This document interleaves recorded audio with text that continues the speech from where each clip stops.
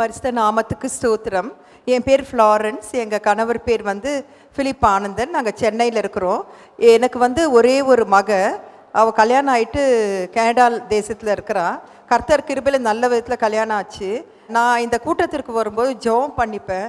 ஏசப்பா மகள் ஷேரனுக்கு கர்ப்பத்தின் கனியை ஆசீர்வதித்து தரணும்னு.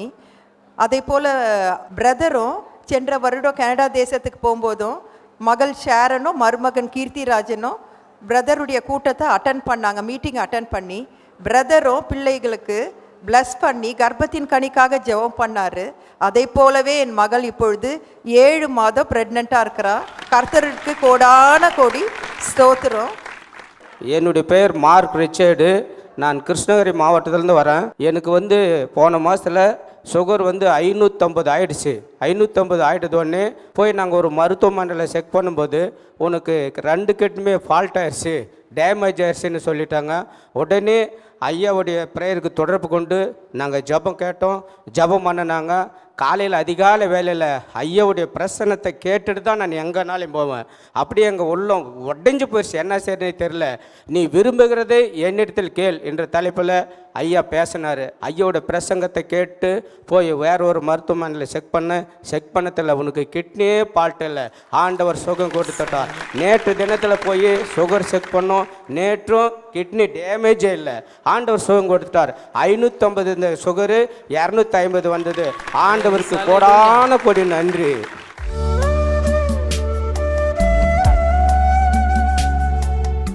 கிறிஸ்துவுக்குள் மிகவும் பிரியமான எனதருமை சகோதர சகோதரிகளே, நம்மை சிருஷ்டித்தவரும் நம்மை உண்டாக்கினவரும் நம்மை ஒருபோதும் மறந்து போகாதவருமாகிய இயேசு கிறிஸ்துவின் நாமத்தினால உங்கள் எல்லாரையும் வாழ்த்தி ஆசீர்வதிக்கிறேன். அல்லேலூயா. எல்லாரும் சந்தோஷமாக இருக்கீங்களா? சரி, இன்றைக்கி மங்கள வார்த்தை எடுத்து வாசிப்போம். உபாகமத்தின் புஸ்தகம் 31ஆம் அதிகாரம் 8வது வசனம் இப்படியாய் சொல்லுகிறது. எடுத்து வாசிப்போம். கர்த்தர் தாமே உனக்கு முன்பாக போகிறவர், கர்த்தர் தாமே உனக்கு முன்பாக போகிறவர், அவர் உன்னோடே இருப்பார், அவர் உன்னோடே இருப்பார், அவர் உன்னை விட்டு விலகுவதும் இல்லை, அவர் உன்னை விட்டு விலகுவதும் இல்லை, உன்னை கைவிடுவதும் இல்லை, உன்னை கைவிடுவதும் இல்லை, நீ பயப்படவும் கலங்கவும் வேண்டாம் என்றார். பயப்படவும் கலங்கவும் வேண்டாம் என்று சொல்லுகிறார். நீ பயப்படவும் வேண்டாம், எதை குறித்தும் கலங்கவும் வேண்டாம். ஏன்னா நான் உனக்கு முன்னால் போகிறேன்னு சொல்கிறார். நான் உன் கூடவே இருக்கிறதா தீர்மானித்து வந்திருக்கிறேன்னு சொல்கிறாரு. நான் உன்னை விட்டுட்டு வெளியே போகிறதா இல்லைன்ற ஒரு முடிவோட கர்த்தர் வந்திருக்கிறார். நீங்கள் ஆண்டவரை விட்டுட்டு போயிருக்கலாம், ஆனால் ஆண்டவர் இன்றைக்கு ஒரு முடிவோடு வந்திருக்கிறார். இனி உன்னை விட்டுட்டு நான் போக மாட்டேன், உன் கூடவே இருப்பேன், உன்னை நான் கைவிட்டுற மாட்டேன் மகளேன்னு ஆண்டவர் சொல்லுகிறார். ஹல்லேலூயா. முதலாவது, கலங்காதே, உன்னுடைய சந்ததியாருடைய சிறையிருப்பை நான் திருப்புவேன். அடுத்து 2வது ஆண்டவர் சொல்றாரு, கலங்காதே, உன் தேசத்தை நீ சுதந்தரிக்கிற நாள் வந்திருக்கிறது. உனக்குன்னு நான் ஏற்படுத்தி வைத்திருக்கிற ஆசீர்வாதங்களை நீ சுதந்தரிக்கிற நாள் வந்திருக்கிறது. எடுத்து வாசிப்போம். உபாகமத்தின் புஸ்தகம் 1ஆம் அதிகாரம் 21வது வசனம் இப்படியாய் சொல்லுகிறது. எடுத்து வாசிப்போமா? இதோ உன் தேவனாகிய கர்த்தர், இதோ உன் தேவனாகிய கர்த்தர் அந்த தேசத்தை உனக்கு முன்பாக வைத்திருக்கிறார். உன் பிதாக்களுடைய தேவனாகிய கர்த்தர், உன் பிதாக்களுடைய தேவனாகிய கர்த்தர் உனக்கு சொன்னபடியே நீ போய் அதை சுதந்தரித்துக்கொள், பயப்படாமலும் கலங்காமலும் இரு என்று சொல்லுகிறார். உனக்கு நான் ஒரு தேசத்தை, ஒரு வேலையை, பிள்ளைகளுடைய எதிர்காலத்துக்காக ஒரு தேசத்தை நான் ரெடி பண்ணி வச்சிருக்கிறேன். நீ போய் அதை சுதந்தரித்துக்கொள். ஆண்டவர் நீ போய் எடுத்துக்கோ அப்படின்னு சொல்றார். ரெடி ஆயிட்டு நீ போய் எடுத்துக்கோன்னு சொல்றார். அது ஒரு வேலையா இருக்கலாம், பிசினஸா இருக்கலாம், ஏதோ ஒரு வரமா இருக்கலாம், ஏதோ ஒன்று ஆண்டவர் சொல்றார், நீ போய் சுதந்தரித்துக்கொள். கத்தோலிக்க மொழிபெயர்ப்பில் சொல்லப்பட்டிருக்கிறது, நீ போய் அதை உனக்கு உரிமையாக்கிக்கொள். அப்படின்னு நான் உனக்குன்னு தான் வச்சிருக்கிறேன், நீ போய் எடுத்து உனக்காக உரிமையாக்கிக்கொள், நீ போய் எடுத்துக்கோ. எதை எதிர்பார்த்துட்டு இருக்கிறீங்க? ரொம்ப நாளாக எது கிடைக்கல அப்படின்னு எதிர்பார்த்துட்டு இருக்கீங்களோ நீ போய் எடுத்துக்கோ. அது ஒருவேளை ஆசீர்வாதமான ஒரு வாழ்க்கை துணையாக இருக்கலாம், நல்ல கற்பத்தின் கனியாக இருக்கலாம். நீங்கள் உங்களை பார்த்து ஆண்டவர் சொல்ல, உனக்குன்னு நான் ரெடி பண்ணி வச்சுருக்கேன், நீ போய் எடுத்துக்கோன்னு சொல்கிறார். ஆமேன்னு சொல்லுங்கள் பார்க்கலாம். சுதந்திரிக்கிறதுக்கு நிறைய இருக்குது. நிறைய பேருக்கு வேலை வேணும், சிலருக்கு ஒரு நல்ல சொந்த வீடு வேணும். இதுதான் சுதந்திரிக்கிறது. அப்படின்னா உரிமையாக்கி கொள்ளுகிறது. நமக்குன்னு ஒன்றை உரிமையாக்கி கொள்ள ஆண்டவர் இன்னைக்கு இந்த நாளை வைத்திருக்கார். அதனால கலங்காதே, நீ போய் அதை சுதந்தரித்துக்கொள். அதுதான் இந்த 2வது ஆசீர்வாதம். ஸோ இன்றைக்கி உன்னுடைய இருதயம் உனக்கு ஒரு வேலை இல்லாததுனால கலங்கி இருந்தேன்னா, கர்த்தர் இன்றைக்கு கட்டாயம் உங்கள் வாழ்க்கையில் எதை சுதந்திரிக்கணும்னு நினைக்கிறீங்களோ அதை நீங்கள் சுதந்திரிக்க போகிறீங்க. அல்லேலூயா. அது திருமண காரியமாக இருக்கலாம், ஒருவேளை நீங்கள் ஏதோ ஒரு கற்பத்தின் கனிக்காக ரொம்ப நாளாக நீங்கள் எதிர்பார்த்துட்டு இருக்கலாம். இன்றைக்கி அடைக்கப்பட்ட கற்பங்களை எல்லாம் திறந்து விடுறேன்னு சொல்கிறார். அல்லேலூயா. நல்ல ஒரு பிள்ளையை நீ சுதந்திரிக்கும்படி, உரிமையாக்கி கொள்ளும்படி உன் கற்பத்திலே கர்த்தர் இன்றைக்கு பரலோகத்தின் திரவியத்தை இறங்க பண்ணுகிறார். ஆமீன். ஆண்டவர் சொன்னார், கலங்காத, நான் உன் கூட தான் இருக்கிறேன், உனக்கு முன்னால் போகிறேன், உன்னை விட்டு விலக மாட்டேன்னு சொல்லிட்டார், உன்னை கைவிட மாட்டேன்னு சொன்னார். சொல்லிட்டு சொன்னார், கலங்காத, உன் பிள்ளைகளை தங்கள் சிறையிருப்பிலிருந்து நான் மீட்டு கொண்டு வருவேன். 2வது சொன்னார், கலங்காத, உனக்குன்னு நான் வச்சிருக்கிறதெல்லாம் ரெடி ஆயத்தம் பண்ணி வச்சிருக்கிறேன், போய் சுதந்திரித்துக்கொள்னு சொல்கிறாரு. 3வது சொல்கிறாரு, கலங்காத, உன் சரீரத்தில் இருக்க எல்லா மரண கட்டுகளை இன்றைக்கு அறுத்து போடுவேன் என்று ஆண்டவர் சொல்லுகிறார். ஆமேன். எடுத்து வாசிக்கலாம். அப்போஸ்தலர் நடபடிகளின் புஸ்தகம் 20ஆம் அதிகாரம் 10வது வசனமும் 12வது வசனமும் இப்படியாய் சொல்லுகிறது. எடுத்து வாசிப்போம். உடனே பவுல் இறங்கி போய் அவன் மேல் விழுந்து அவனை அணைத்துக் கொண்டு கலங்காதிருங்கள், இவன் உயிர் இவனுக்குள் இருக்கிறது என்றான். அந்த வாலிபனை அவர்கள் உயிருள்ளவனாக கூட்டிக் கொண்டு வந்து மிகுந்த ஆறுதல் அடைந்தார்கள். அல்லேலூயா. அப்போஸ்தலனாகிய பவுல் ஒரு முறை ஒரு மீட்டிங்கில் பேசி வச்சிருக்கார். நைட் ப்ரேயர், ஆல் நைட் ப்ரேயர்னு வச்சிங்களேன். நைட் ப்ரேயரில் இதே மாதிரி அவர் பேசிகிட்டு இருக்கிறார். நைட் ப்ரேயர்னால் உங்களுக்கு தெரியும், நிறைய பேர் தூங்கியே விழுவாங்க, தூங்கி வடிவாங்க. நைட் ப்ரேயர் மீட்டிங் கொடுக்கறது, வர்ஷிப் நடத்துகிறதாவது பண்ணிடலாம். செய்தி கொடுக்கறது ரொம்ப டஃப்பாக இருக்கும். ஏன்னா அவங்கள அறியாமலே தூக்கம் அவங்கள இழுத்துட்டு போகும். இப்போ அன்றைக்கி அவர் மீட்டிங் கொடுத்த இடத்துல 3 மாடியிலேருந்து ஜனங்கள் கேட்குறாங்க. அதில் ஐத்துகுன்னு ஒரு வாலிபன், அவன் 3வது மாடியில் உட்காந்து வசனத்தை கேட்குறான். அப்படின்னா நான் நினைக்கிறேன், அந்த வசனத்தை பார்க்கும்போது 3வது மாடியிலேருந்து கீழே அப்படியே கீழ் ஃப்ளோருக்கு வந்து விழுந்துட்டான். அவன் நல்ல தூக்கத்தில் இருக்கான். தூக்க மயக்கத்தில் என்ன பண்ணிட்டான், மெசேஜ் போயிட்டே இருக்கு. ஆனால் தூக்க மயக்கத்தில் மேலே 3வது மெத்தையிலேருந்து கீழே விழுந்து செத்துட்டான். அவ்வளோதான். 3வது மாடியிலேருந்து கீழே விழுந்தால் தேராது, அப்படியே விழுந்து செத்துட்டான். அப்போ எல்லாரும் பதறிட்டு நிற்கிறாங்க. யோசித்து பாருங்கள், ஒரு மீட்டிங் நடக்கிற இடத்துல இப்படி ஒரு அசம்பாவிதம் நடந்ததுன்னா எப்படி இருக்கும்? உடனே இந்த பவுல் பிரசங்க மேடையிலேருந்து கீழே இறங்கி வந்தாராம். பவுல் இறங்கி போய் அவன் மேலே விழுந்து அவனை அணைத்து கொண்டு, அப்படின்னா எதுக்கு அணைச்சார் தெரியுமா? செத்து போன பணத்தை யாரும் அணைக்க மாட்டாங்க. ஆனால் அவன் அணைச்சான். எதுக்குன்னா, தனக்குள் இருக்கிற அபிஷேகம் அவனுக்குள்ளால போய் அனல் உண்டாக்கும்படி. செத்து போன பாடியில் கை வச்சு பார்த்தீங்கன்னா சில்லாயிடும். அப்படின்னா அந்த அனல் எவ்வளவு நேரம் இருக்குன்னா, உயிர் இருக்கிறது வரைக்கும் தான் உடம்பு அனலாக இருக்கும். அப்படி தொட்டு பார்த்தீங்கன்னா உங்கள் உடம்பெல்லாம் பார்த்தீங்கன்னா ஒரு சின்ன அனல் இருக்கும், ஆட்டோமேட்டிக்காகவே இருக்கும். ஆனால் அவன் செத்துட்டான்னா உடனே அது உடம்பு அப்படியே சில்லுன்னு ஆகிடும். அப்போது செத்து போன அந்த சரீரத்தை இவன் எடுத்து அணைக்கிறான். அணைச்சி இவனுக்குள்ளிருந்து ஒரு அபிஷேகம் அந்த செத்துப்போன சரீரத்திற்குள்ளால போய் அவன் உயிர் பெற்று எழுந்தான். ஹல்லேலூயா. என் அன்பு தேவனுடைய பிள்ளைகளே, அவன் அணைச்சி உயிர் இவனுக்குள் வந்த உடனே வேதம் சொல்கிற அந்த வாலிபனை அவர்கள் உயிருள்ளவனாக கூட்டி கொண்டு வந்து மிகுந்த ஆறுதல் அடைந்தார்கள். அப்படின்னா செத்து போனவனுக்கு அதே இடத்துல ஆண்டவர் அவனுக்கு உயிரை கொடுத்து அங்கிருந்த எல்லாருடைய துக்கத்தை சந்தோஷமாக மாற்றி அவர்களுக்கு ஆறுதல் கொடுத்தார் அப்படின்னு சொல்லப்பட்டிருக்கிறார். பைபிள் ஒரு வசனம் இருக்குது, உங்களுக்கும் உங்களிலே துக்கப்படுகிற யாவருக்கும் ஆறுதல் உண்டாக்கும்படி நான் அவனை குணமாக்குவேன். அப்படின்னா என்ன தெரியுமா? ஒரு குடும்பத்தில் ஒருத்தனுக்கு உடம்பு முடியலை, ஒரு வியாதி வந்துச்சுன்னா அவன் மட்டும் இல்லை, அவன் குடும்பமே உட்கார்ந்து அழும். அதான் உங்களுக்கும் உங்களிலே துக்கப்படுகிற யாவருக்கும், அவனை நேசிக்கிற நண்பர்கள், உறவினர்கள், உடன் வேலை செய்கிறவர்கள் எல்லாருக்கும் அவனுடைய அந்த வியாதியின் கொடூரம் அவருடைய ஆறுதலை பறிச்சிருது, அவர்களுக்கு சமாதானத்தை கெடுத்துருது. ஆனால் தான் ஆண்டவர் சொல்றாரு, உங்கள் எல்லாருக்கும் ஆறுதல் உண்டாக்கும்படி நான் அவனை குணமாக்குவேன்.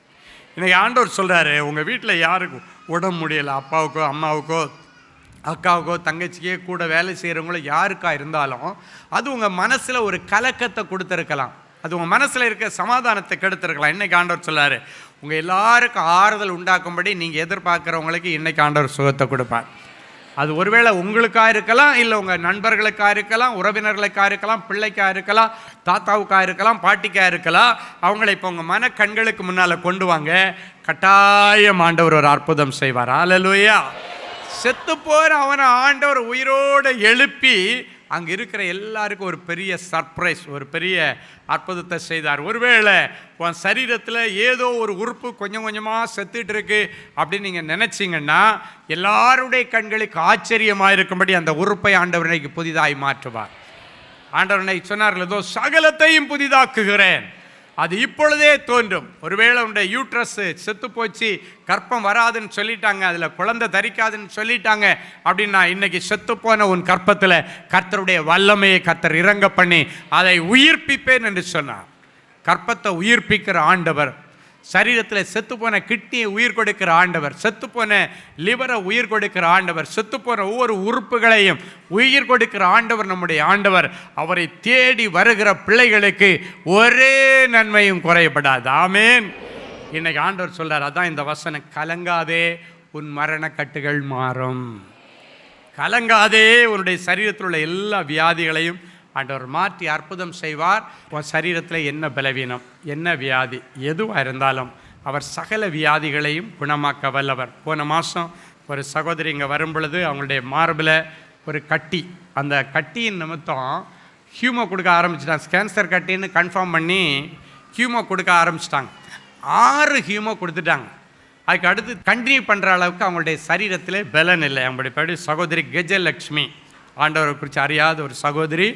கஜலட்சுமி வந்து சொன்ன காரியம், இதுக்கு மேலே இன்னொரு ஹியூமோவுக்கு என்னுடைய சரீரம் தாங்காது, அதனால எப்படியாவது ஆண்டவர் எனக்கு விடுதலை தரணும், ஹியூமோவுக்கு வரமாட்டேன்னு முடிவு பண்ணிட்டாங்க. ஆண்டவர் வந்து அவங்களுக்கு ஒரு நல்ல மங்கள வார்த்தையை மட்டும் ஆண்டவர் கொடுத்தாரு. என்ன மங்கள வார்த்தைன்னா, எனக்கு விருப்பம் உண்டு, நீ சுகமாக. இந்த வார்த்தையை சொல்லி ஆண்டவர் அந்த மகளுக்கு ஒரு வசனத்தை கொடுத்தாரு. திருப்பி இங்கே இருந்து போய் மறுபடியும் டாக்டர்கிட்ட செக் பண்ணும்பொழுது அதுக்கு முன்னாடி என்ன சொன்னாங்க, இன்னும் ஒரு 4 கீமோ கொடுத்துட்டு அந்த பிரஸ்ட் பகுதியை கட் பண்ணி நம்ம ஆப்ரேஷன் பண்ணி எடுத்துறேன். அப்போ அடுத்து இங்கே ஜெபம் பண்ணிட்டு போனதுக்கு பிறகு சர்ஜரி பண்ணேன்னு சொன்ன டாக்டர்கிட்ட போனால் டாக்டர் செக் பண்ணிட்டு சொல்கிறாரு, உனக்கு சர்ஜரியே வேண்டாமா, உன்னுடைய பிரஸ்ட்டில் இப்போ எந்த கேன்சர் கட்டியும் இல்லை, எல்லா கட்டியும் கரைஞ்சி போச்சு. அல்லேலூயா. யோசித்து பாருங்க, கஜலட்சுமியுடைய அந்த சந்தோஷமான சாட்சியை பார்க்கும் பொழுது எவ்வளவு சந்தோஷம். அவங்க வந்து தேவ சமூகத்தில் சொன்னாங்க, அன்பரின் பாதத்தில் இன்னொரு கீமோ தாங்கக்கூடிய பலன் எனக்கு இல்லை, இந்த ஹீமோ அதுக்கப்புறம் ஒரு சர்ஜரி பிரஸ்ட் பகுதியை எடுக்கணும் அப்படின்னு சொல்லியிருக்காங்க.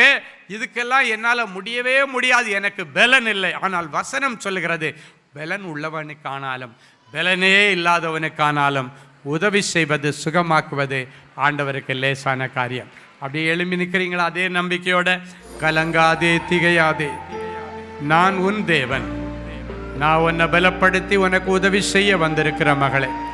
என் நீதியின் வலக்கரத்தினால உன்னை ஏந்துவேன், உன்னை சுமப்பேன், உன்னை தப்புவிப்பேன், வியாதிக்கு தப்புவிப்பேன், சத்துருடைய பார்வைக்கு தப்புவிப்பேன், பொல்லாத அக்கிரம சிந்தைகளிலிருந்து தப்புவிப்பேன்.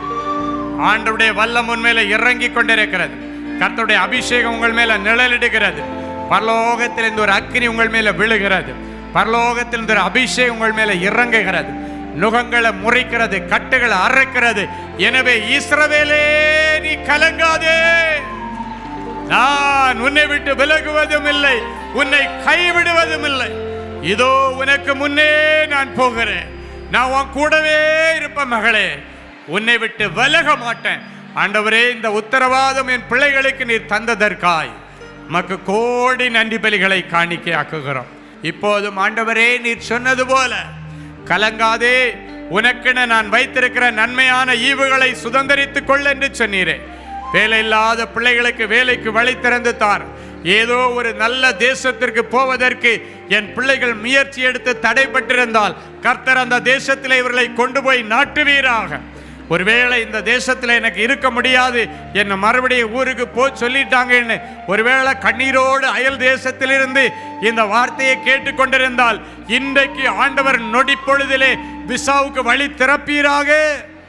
அந்த தேசத்திலே என் பிள்ளைகளுக்கு வேலைக்கு வழி திறப்பீராக. கால் மிதித்திருக்கிற அந்த தேசத்தை அவர்களுக்கும் அவர்களுக்கு பின்வரும் சந்ததிக்கும் கொடுத்து அவர்களை நீர் கனம் பண்ணுகிறதற்காய் உமக்கு நன்றி, உமக்கு நன்றி, உமக்கு நன்றி. சொந்த வீட்டுக்காய் காத்திருக்கிற பிள்ளைகளுக்கு ஆண்டவர் ஆயத்தம் பண்ணியிருக்கிற சொந்த வீட்டை போய் சுதந்திரித்துக் கொள்வார்களாக. அரசாங்க வேலையை சுதந்திரித்துக் கொள்வார்களாக. நல்ல இல்லற வாழ்வின் துணையை சுதந்திரித்துக் கொள்வார்களாக. அடைக்கப்பட்ட கற்பங்கள் திறக்கப்படுவதாக. சந்தோஷமான பிள்ளைத்தாட்சி ஆக்கி அப்பா அம்மா ஸ்தானத்திற்கு என் பிள்ளைகளை ப்ரமோட் பண்ணின தேவனுக்கு நன்றி. நிந்தை மறைந்து போகட்டும்.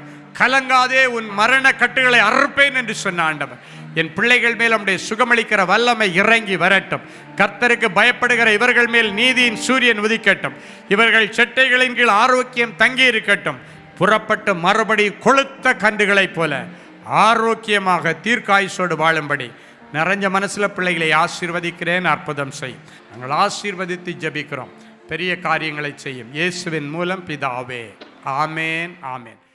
Genesis Creations Media Academy, certification in media technology. Our course includes videography, photography,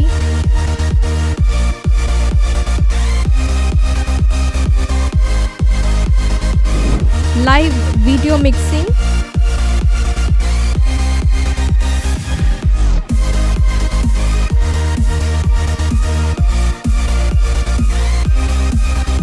Photoshop, live sound mixing,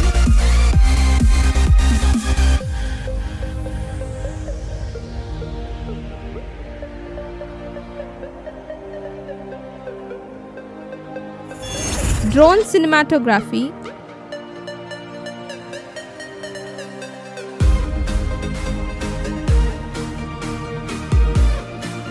and video editing.